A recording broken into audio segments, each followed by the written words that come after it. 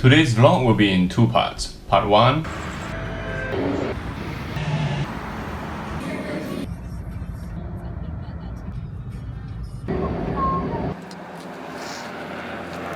Oh, it has to go. Oh, it's gone.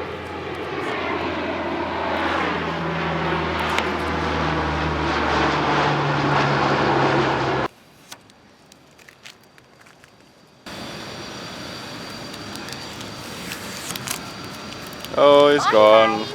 No more. Daddy, you need to scrape this. This is goodbye. Because of that, we got to remove the.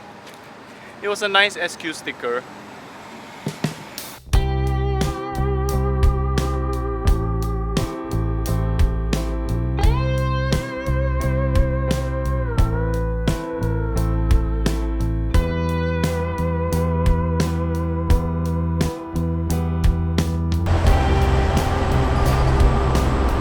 Moving on with today's programming. This is part 2.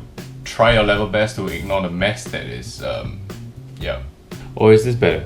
This should be better, right? I resorted to using the GoPro. The 5D was a little bit much to set up at this point in night. So unless you have been living under the rock, you should have heard of Uber and GrabCar. For those who are not in Singapore, GrabCar is Singapore's version of Uber. Let me correct that. For those who are not based in Singapore, GrabCar is Southeast Asia's version of Uber. They have very similar products which kind of varies from country to country, but in Singapore you primarily have two types, the taxis and the cars. And the executive cars. So I have been using my car to drive Grab and Uber for the best part of the last 2 years.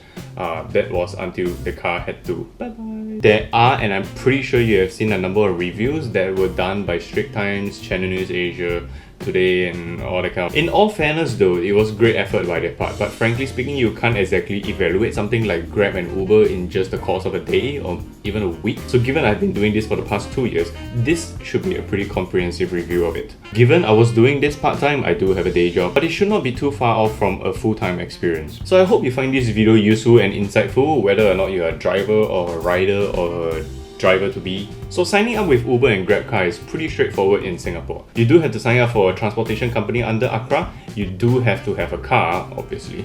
But whether is it your own or a rental, that's kind of up to you. And then after that, you just kind of head down to Uber and Grab's offices and just submit the necessary paperwork. Then you're kind of done. It's also good to know that the companies take 20% commission out of every fare that you take. So if the fare is, let's say, $10, you only take back 8. Good to know. There is also a code of conduct that Uber and Grab enforces on their drivers. Things like don't fight with your passengers, don't spit on them, be nice to them, talk when you're talked to, hold a casual conversation maybe. But for the most part, it's kind of don't do anything illegal kind of a thing, yeah. Before I move on, you have to forgive me if everything sounds a bit disjointed. It's very me. I do have a list here. Let me show you this list. Ta-da! It might not be very structured, it's kind of like go with the flow kind of thing that was happening in my head at the point in time. So as an Uber or Grab driver, you can set your own schedule to decide when you want to drive. You can decide when and where you want to work, whom you want to pick up, you can cancel trips, But to maximize your earnings, you do have to do your own research. Pro tip for drivers, do not chase the search zones. The search zones are Uber's own strategy to redistribute the drivers. Look at it this way, if you get it, great. If you don't, something else will come along. Chasing after search zone not only wastes your fuel, because by the time you get there, chances are the search will be poof. Pro tip number 2, after you drop off your last passengers, you should try as far as possible not to drive too far from that destination, so you reduce your petrol consumption. Petrol is money.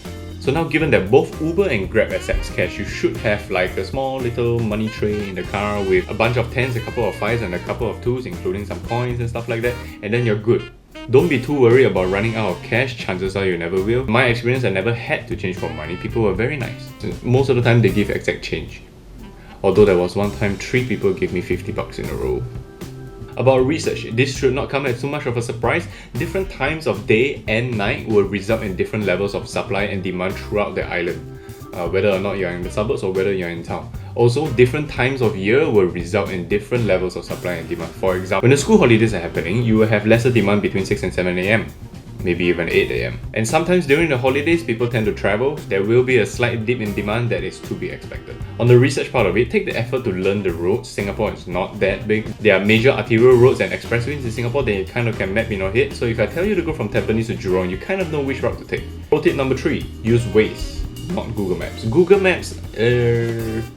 Maps might not be as updated as Waze. Waze is also a crowdsourcing app, so it routes you around the traffic. Yes, I know Google Maps now integrates traffic information into their maps as well, but is frankly not as accurate. As a driver, you have a driver's version of the app. The Uber one looks like this. This is the old one. Why is it not updated? There is the Uber one, and then there's a Grab one. Can you see? Are you able to see? Each with their pros and cons. From a user point of view, obviously Uber has the better app. Maps, financial information, everything is loaded into one app. On this, there are no maps. The driver app for Grab does not integrate maps inside, so you are able to link it out to a mapping program. Does that make sense? Pro tip number 4, radio, aircon, car smell. For radio, you will never go wrong with Kiss 92 or Class 95, especially with Martins in the Morning or Class 95. It's a very fun show to listen to. Aircon, not too cold. Some people do freeze out. If there is a smell in your car and you drive the car every day, you will get used to the smell of your car. So it's good to sometimes just let air in, ventilate the car, especially when someone farts in your car. More on that later.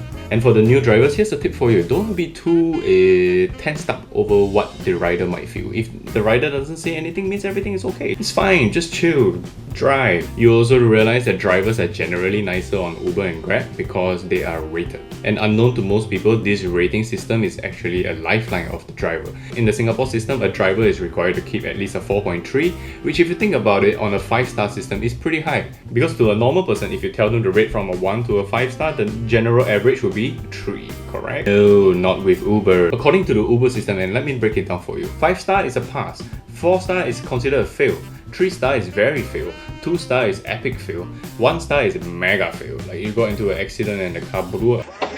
Be nice to your driver. Most drivers have it hard. It's a tiring job. I would think they would genuinely want to keep the job. So just give them a 5-star. It doesn't hurt you. Riders, just take note, as drivers, we are as entitled to cancel your ride as you are to cancel ours. It's just fair. Riders, you do have a rating as well, which appears on our phone when you try to book us, at least on Uber. Chances are if you are a very nasty rider and you are rated 1-star, people will be more likely to reject your ride.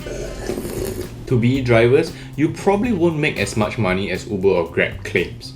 I'm saying that because Uber had a recruitment app back in the day that tells you can earn between $20 and $30 per hour, something like that. You gotta pay for the car, insurance, road tax, petrol, cleaning, season parking. It's quite a number of things if you think about it. Then the question will be whether you can actually make money on Uber and Grab. The answer is yes, you can. It is possible, but you do have to drive a ton of trips. And to each and every driver, it's kind of the balance of priorities. You drive a ton of trips, you forgo family time, you go for family time, and then and I would say this, given that the rates around the world, especially in Singapore, has been cut in recent times, you will be hard pressed to find a driver who is actually making more today than they did, let's say, 2 years ago. I can vouch for it. What does this point say? Track your trips, track your costs, track your earnings. Although the trip systems with Uber and Grabs are computerized, they do screw up from time to time. They do. Now the vehicle, leasing versus owning a car. Owning a car in Singapore is already very expensive. Leasing a car is worse. If I remember correctly, the rates right now of renting a Toyota Altis ranges somewhere between 1.6 to 1.8k, and then it goes up from there. Also, take note of the fuel economy of your car. From what I hear, the Vezel is an excellent choice.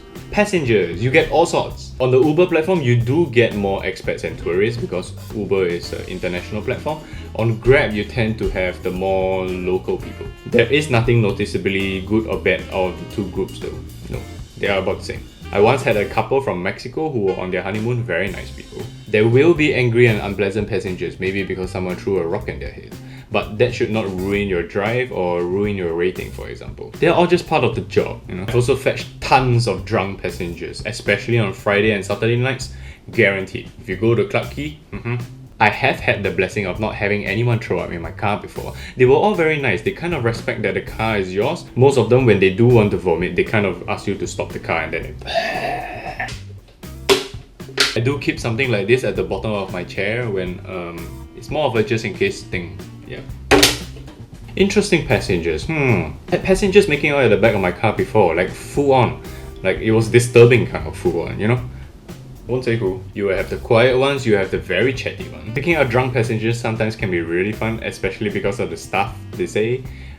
It does make your night quite enjoyable sometimes. The list goes on, you know, but you realize many drivers will prefer to work for Grab than Uber because of the higher incentives that they give out right now. This incentive thing is also the reason the majority of new drivers tend to join. They're attracted by the incentive schemes, which on Uber side gives them a guaranteed hourly earning, on Grab side gives them a guaranteed per trip earnings. But if you strip away everything and you only focus on the raw rates, chances are you won't be earning as much. Just to debunk some myths, Uber and Grab drivers do not get discounts when they actually use the platform, which is sad. There's this chief complaint about drivers getting lost when they're trying to find you. There are reasons. I can give you two reasons. One, most of them use Google Maps because that is kind of the default app that they use. Don't use Google Maps, use Waze. Reason number two, the turnover rate of drivers in Singapore is actually very high, so you do get new drivers from time to time. Give them a chance. I got lost back in the day. I found my way. So the way Grab and Uber recruits drivers, they tend to sell you the image of managing your own time, be your own boss. What else would they say? Work that puts you first. Set your own schedule. Earn on your own terms. Driving isn't the last resort. It's the new beginning. 9 to 5 jobs are overrated. They are not all necessarily false, but do take it with a very large pinch of salt. Like, maybe this much. Because the truth of the matter is, you won't be earning as much money now as you are 2 years ago. Because 2 years ago, Grab wasn't even around. They were doing taxis, yeah, but they didn't have cars. Uber was around, demand was very high, and there was a shortage of drivers. Those were the best times to drive. GrabCar kind of only came in April 2015, and the two of them have been fighting it out for market share ever since. Because as more and more people start to know about the Grab and Uber thing, the number of drivers shot through the roof. In fact, right now Grab says that there are 200,000 drivers on the road, which is 10 times as many taxis if you think about it. Granted, not all of them are driving at the same time. Let me just show you a map of how many cars there are in Punggol at 6:30 AM in the morning.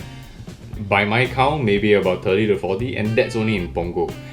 Multiply it by the island. Drivers, you also get long trips. I do grumble when I get a ride to UT, because by the time you get to UT and it's dead of night, nobody is getting out from there. I can go on and on about this, but the vlog got to stop somewhere. I did have some Q&A from some friends on Facebook. Let's see. Question number 1. Why do they view this as a sustainable and long-lasting occupation?